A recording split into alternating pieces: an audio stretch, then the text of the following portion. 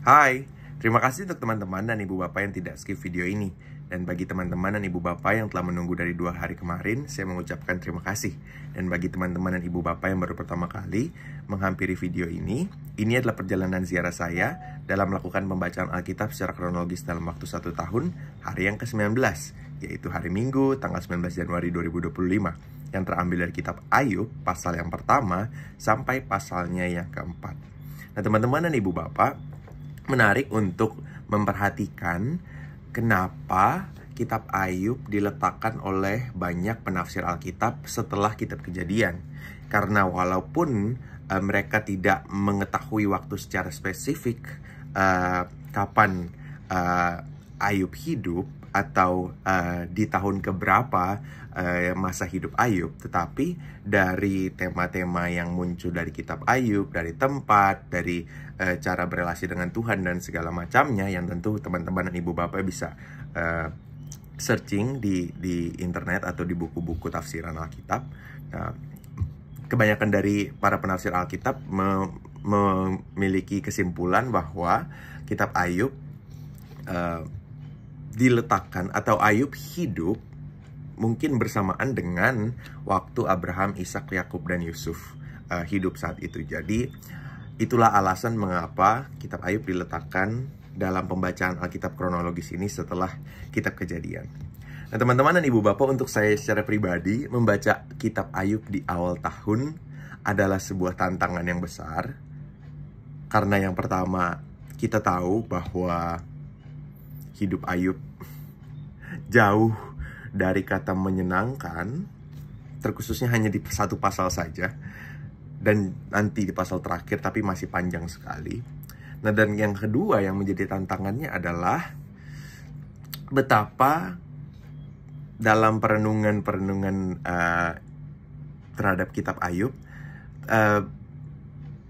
memang diperlukan tuntunan Roh Kudus dan juga keseriusan kita dalam membaca, supaya kita tidak salah atau kita tidak keliru dalam mengambil pesan rohaninya atau pelajaran rohaninya, terkhusus saat Ayub nanti bercakap-cakap dengan ketiga temannya.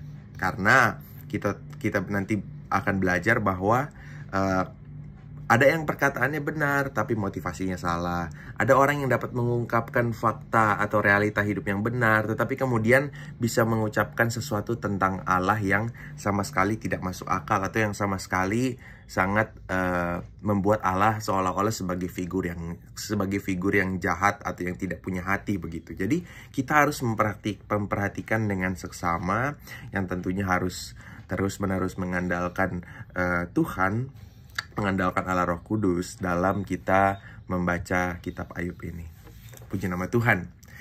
Izinkan saya untuk membagikan beberapa hal yang saya dapatkan secara pribadi dari pembacaan di hari yang ke-19 ini. Nah, jadi teman-teman dan ibu bapak, Ayub adalah orang kedua setelah Abraham yang digambarkan sebagai orang yang begitu kaya, yang sangat-sangat kaya atau yang terkaya di satu wilayah tertentu. Kalau Abraham dikatakan sebagai yang terkaya di area Kanaan, Ayub dikatakan sebagai orang yang terkaya di wilayah timur. Walaupun kita tidak tahu spesifiknya wilayah Tanah Uz itu ada di mana, karena penafsir punya jawaban yang berbeda-beda terkait hal itu. Tetapi yang pasti Ayub dikatakan sebagai orang yang terkaya, punya 11.000 binatang, punya pekerja yang sangat banyak, punya 10 anak. Dan sekali lagi, seperti Abraham, kekayaan, kesuksesan hidup yang dimiliki oleh Ayub bukan semata-mata karena ia berfokus untuk mencari kekayaan tersebut, tetapi karena ia takut akan Tuhan dan ia menjauhi kejahatan.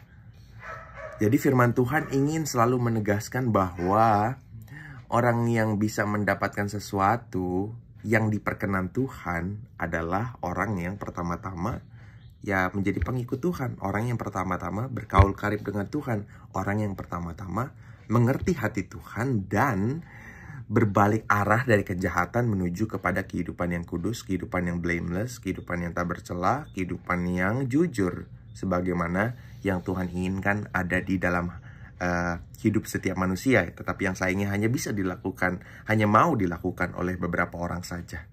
Nah teman-teman dan ibu bapak, Ayub bahkan memiliki satu kriteria sikap khusus yang berbeda dari Abraham, Ishak, Yakub, dan Yusuf, yaitu bahwa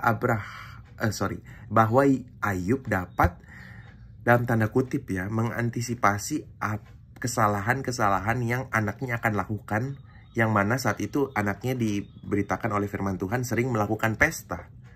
Nah, Ayub melakukan antisipasi bahwa anaknya kemungkinan bisa saja dalam pesta-pesta mereka mengutuk Tuhan.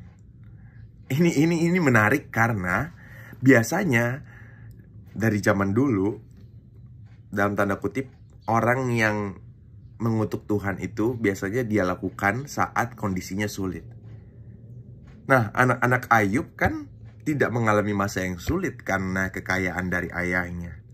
Nah, tetapi kenapa mereka bisa memiliki kemungkinan untuk mengutuk Tuhan? Yang saya renungkan ya,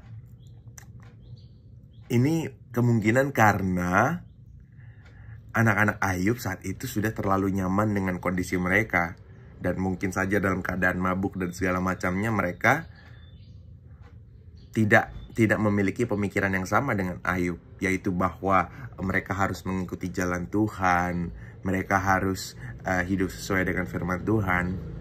Ya, di momen-momen tertinggi dari kehidupan seseorang yang tidak diikuti dengan takut akan Tuhan, biasanya ya yang dilakukan adalah mereka ya mulai melakukan dosa yang aneh-aneh, atau mulai menganggap bahwa harta benda adalah segalanya, harta materi adalah segalanya, tanpa melibatkan Tuhan, tanpa mengucap syukur atas apa yang Tuhan berikan. Sedangkan ini bertolak belakang bukan dengan apa yang Ayub hidupi. Jadi sekali lagi, firman Tuhan mau meneruskan satu fakta bahwa iman dapat diajarkan kepada keturunan berikutnya, generasi berikutnya, tetapi kualitas iman itu adalah tanggung jawab dari setiap individu. Kualitas iman itu adalah sesuatu, at least di zaman tersebut, adalah sesuatu yang adalah tanggung jawab masing-masing secara pribadi. Nah teman-teman dan ibu bapak, kita diperlihatkan dengan satu kejadian yang menarik bahwa kita bisa mengetahui di zaman itu apa yang terjadi di tahta Allah. Sesuatu hal yang kita terakhir dapatkan saat kejadian 1 dan kejadian 2, yang mana kita bisa melihat langsung perspektifnya Tuhan Allah dalam bentuknya Tuhan Allah. Bukan seperti orang-orang di dunia yang kemudian didatangi oleh suara Allah atau didatangi melalui mimpi, hal yang begitu berbeda. Dan di zaman perjanjian lama, sebelum zaman Tuhan Yesus Kristus, yang dilakukan oleh si penuduh atau iblis atau setan, kan setan arti katanya kalau diterjemahkan dari Ibrani ke bahasa Inggris kan accuser ya. Kita sebut saja dia si penuduh. Nah, ketika malaikat-malaikat Tuhan datang bercakap-cakap dengan Tuhan, mungkin meminta pertanggungjawaban tentang apa yang mereka lakukan, termasuk si penuduh ini. Nah, kemudian si penuduh ini kita bisa melihat, kita dapat mengetahui bagaimana ia bekerja, yaitu ia pergi mengelilingi bumi tentu untuk mendakwa atau menuduh setiap orang, sehingga setiap orang merasakan malu, merasakan rasa bersalah, dan kemudian semakin jatuh ke dalam dosa-dosa mereka. Nah, lalu kemudian ada yang unik bahwa ternyata di masa itu si penuduh, si jahat tidak mendatangi orang-orang yang dilindungi Tuhan. Ya, kita tentu tahu kalau orang-orang yang didatangi, orang-orang yang dilindungi Tuhan atau diberkati Tuhan, yang takut akan Tuhan, ya mungkin juga tidak akan tergoda dengan tuduhan-tuduhan dari si penuduh. Nah, tetapi menariknya di sini adalah seolah-olah Tuhan seperti menyodorkan statusnya Ayub ke iblis, sehingga seolah-olah Tuhan ingin menguji Ayub, seolah-olah ya, melalui tuduhan-tuduhan atau malapetaka yang diizinkan Tuhan terjadi melalui si penuduh. Nah, ini bukan berarti bahwa Tuhan menuruti keinginan dari si penuduh untuk mengganggu atau menguji Ayub. Tetapi ketika Tuhan mampu memperlihatkan kepada semesta ini, termasuk kepada si penuduh, bahwa Ayub itu adalah orang yang benar, artinya bahwa ya Tuhan bangga kepada Ayub saat itu. Tuhan tahu bahwa walaupun iblis mengganggunya sekalipun, walaupun si penuduh mengganggunya sekalipun, Ayub tidak akan kalah. Dan ketika Tuhan mengizinkan sesuatu hal yang buruk akan terjadi pada hidup Ayub, itu menandakan bahwa iman Ayub mau dibawa ke satu level, yaitu bahwa iman Ayub mau dibawa ke satu level yang percaya kepada Tuhan, tetap takut akan Tuhan, walaupun ia mendapat hal-hal yang tidak sesuai dengan yang diinginkan. Bagaimana jika berkat itu dilepas dari hidupnya? Bagaimana jika perlindungan terhadap anaknya, perlindungan terhadap hal-hal materinya itu dilepas? Apakah hati Ayub akan melekat pada harta-harta tersebut, pada kepemilikannya tersebut, atau hati Ayub justru akan tetap lebih mencintai Tuhan daripada harta-harta pemberian dari Tuhan? Nah, ini yang akan diuji oleh Tuhan kepada Ayub melalui tangan dari si penuduh.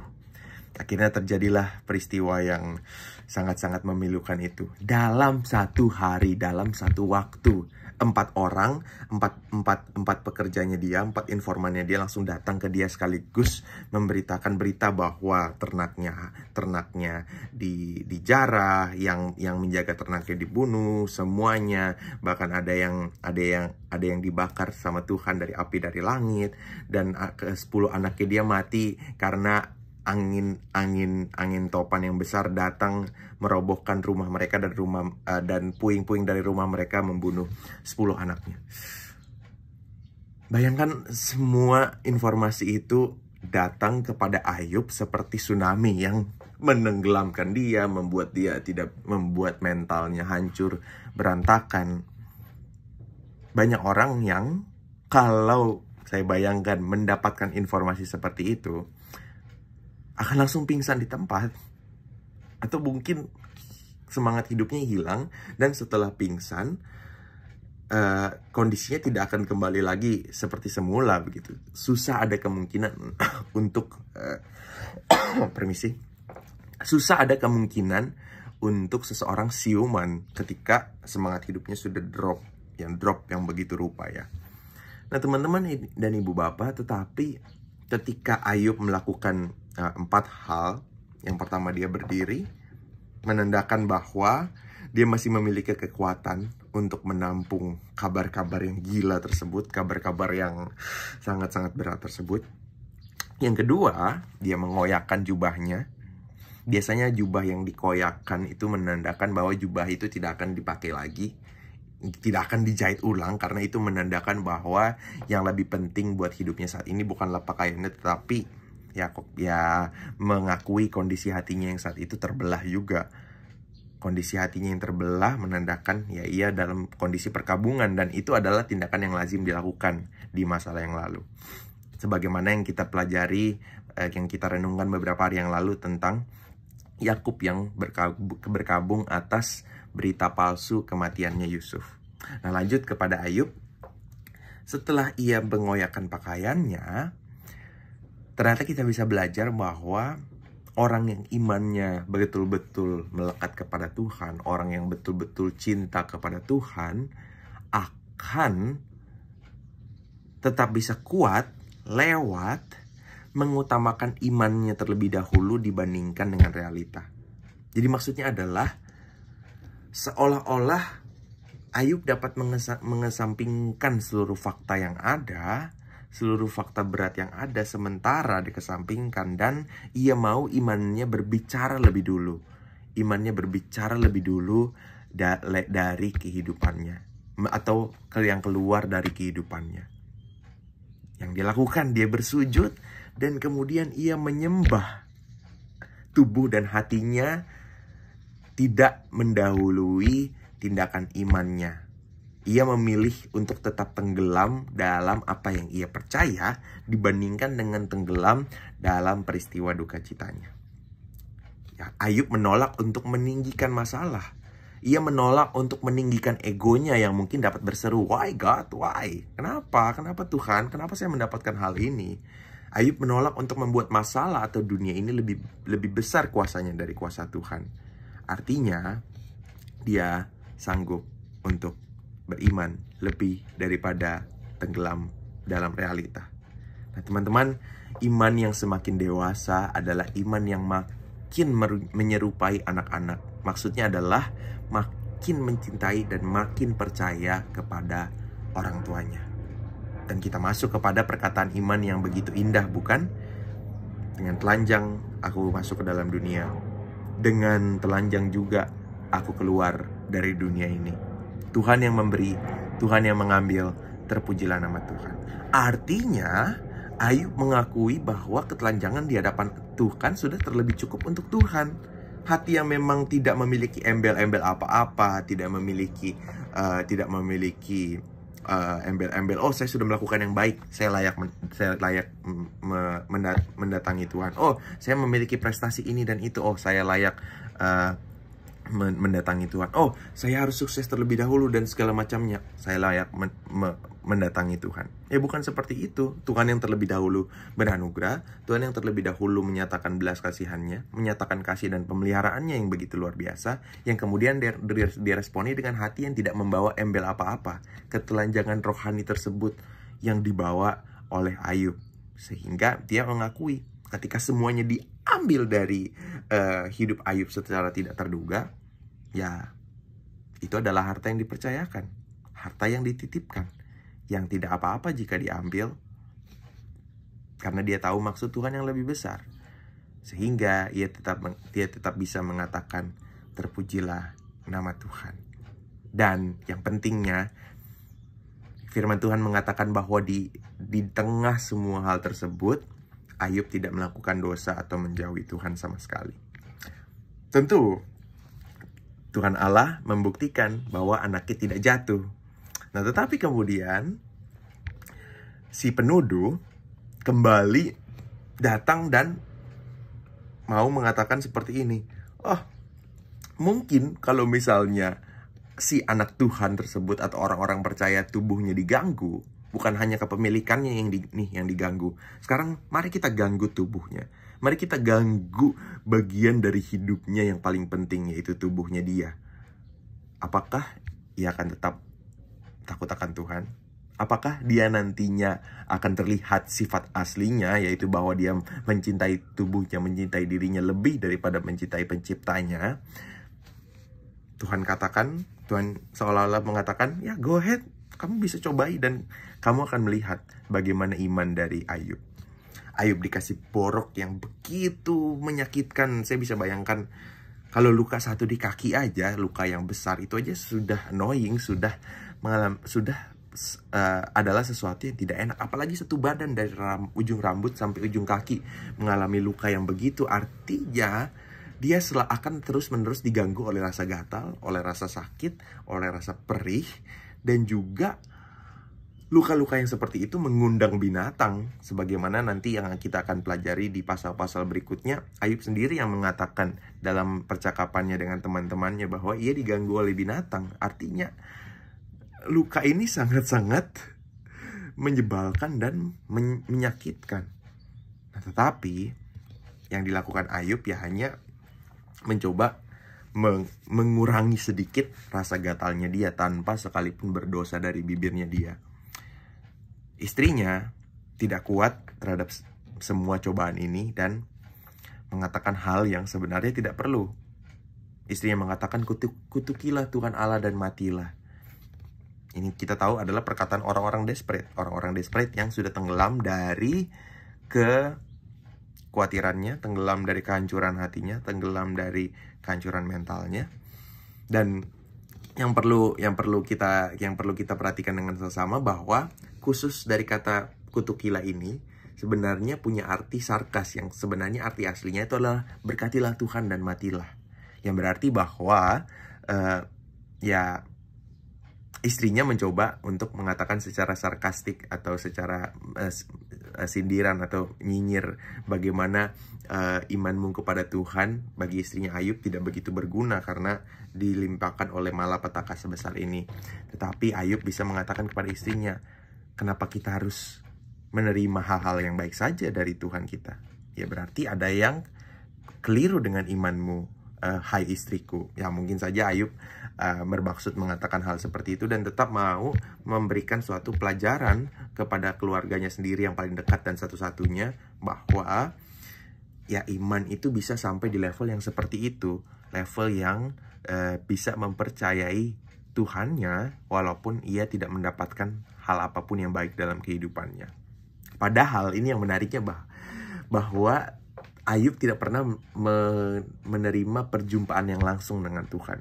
Dia masih belajar terkait imannya dari orang-orang di sekitarnya atau dari iman yang beredar saat itu tentang Tuhan Allah yang benar, dan ia mengikutinya dan mengikuti jalan-jalan hidupnya. Belum bertemu dengan Tuhan tetapi imannya sudah sebesar itu.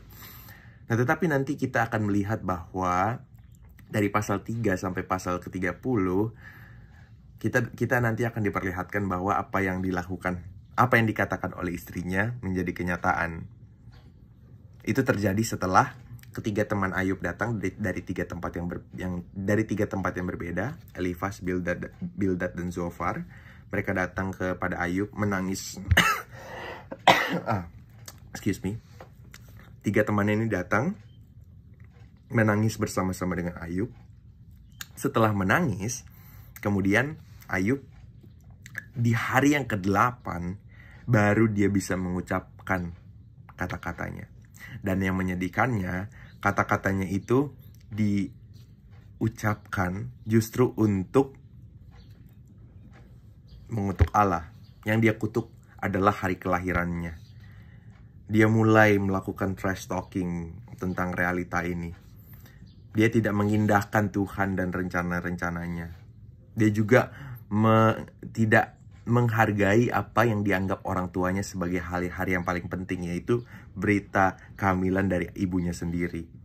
Nah, di sini memang ada hal-hal menarik yang disebutkan oleh Ayub, yaitu bahwa tentu saja bagi Ayub dan tentu berlaku bagi kita ya, bahwa terkadang kematian itu akan membuat orang-orang yang jahat stop melakukan kejahatannya. Kematian memang akan membuat orang-orang yang memiliki beban berat akan mendapatkan kelegaan saat dia mati. Tetapi ketika Ayub mengatakan ini di pasal ketiga 17-19, maksudnya dia adalah bahwa kematian adalah cara kabur yang terbaik dari permasalahan yang paling berat dalam hidup ini. Nah, ketika ini menariknya ya, ketika di pasal 3 ayat 25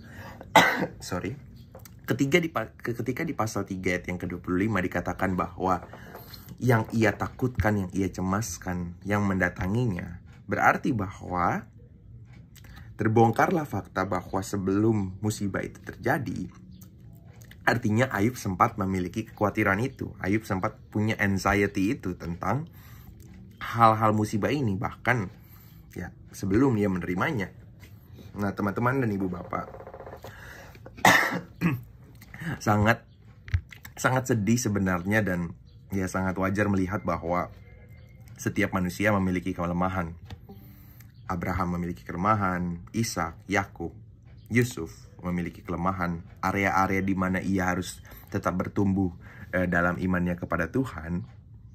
Nah, dan teman-teman dan ibu bapak, jadi kita akan melihat di sini dari pasal ketiga sampai pasal yang ke-30 bagaimana progresi iman dari Abraham naik dan turun dalam dirinya merefleksikan realita kehidupan yang berat yang ia alami ini. Dan ya kita bisa melihat bahwa mungkin dia bisa datangi Tuhan langsung, mungkin dia bisa langsung minta pemulihan kepada Tuhan. Tetapi yang justru dilakukannya adalah pada hari yang ke-8 dari perkabungannya justru Ayub sendiri tenggelam. Ayub sendiri tenggelam dalam kehancuran hatinya, realita hidupnya yang berat. Dia tenggelam ke situ. Meskipun dia masih mencoba untuk memakai pikirannya yang rasional untuk merefleksikan siapa Allah yang ia kenal. Nah, tetapi ya saat dia tenggelam, dia akan mengutuki Allah lebih banyak daripada dia mensyukuri dan meminta pemulihan dari Allah. Ya, ini sangat disayangkan teman-teman dan ibu bapak. Tetapi kita akan belajar dari bagaimana Ayub bangkit. Nah, teman-teman dan ibu bapak, masuklah perikop yang di pasal keempat mengenai respon dari teman-temannya. Nah, ini menarik ya, yang nanti kita akan pelajari beberapa hari ke depan, yaitu bahwa Ayub ini suka sekali berbicara. Karena misalnya nanti dari pasal 4 sampai pasal yang kelima, temannya Elifas akan berbicara kepadanya 48 ayat. Tetapi nanti di pasal 6 sampai 7, Ayub membalasnya 51 ayat. Yang berarti bahwa seberapa banyak yang teman-temannya katakan akan dibalas jauh lebih banyak oleh Ayub. Jadi ya kita tahu Ayub adalah orang yang suka berbicara. Nah, teman-teman dan ibu bapak, akhirnya temannya yang pertama, Elifas, membuka suara untuk pertama kali. Nah, mungkin selama 7 hari, 8 hari mereka sudah simpan ya hal-hal yang mereka mau katakan atau ungkapan penghiburan yang mereka mau sampaikan. Bahkan ya kita tahu ya kadang-kadang egonya laki-laki adalah mencoba merasionalisasi atau mencoba mencari tahu kenapa hal-hal yang buruk terjadi. Ya, mungkin hal-hal itu yang terjadi di diskusi-diskusi teologi atau di pembahasan di kelompok kecil atau di kelompok sel kan, yang mana ya kita berusaha mencari tahu dengan apa yang kita pahami atau apa yang kita yakini atau apa yang kita percayai tentang hal-hal di sekitar kita yang nampaknya aneh, atau hal-hal di dunia ini, musibah yang di dunia ini yang nampaknya tidak layak diterima oleh seseorang, atau kenapa kenapa Tuhan ada tetapi penderitaan yang rumit terjadi di belahan dunia bagian mana. Nah, itu kadang-kadang bisa terjadi bukan di kelompok rohani kita, kelompok kecil pertumbuhan iman kita, atau kelompok pemuridan kita. Nah, teman-teman dan ibu bapak, Elifas akhirnya menyatakan pendapatnya.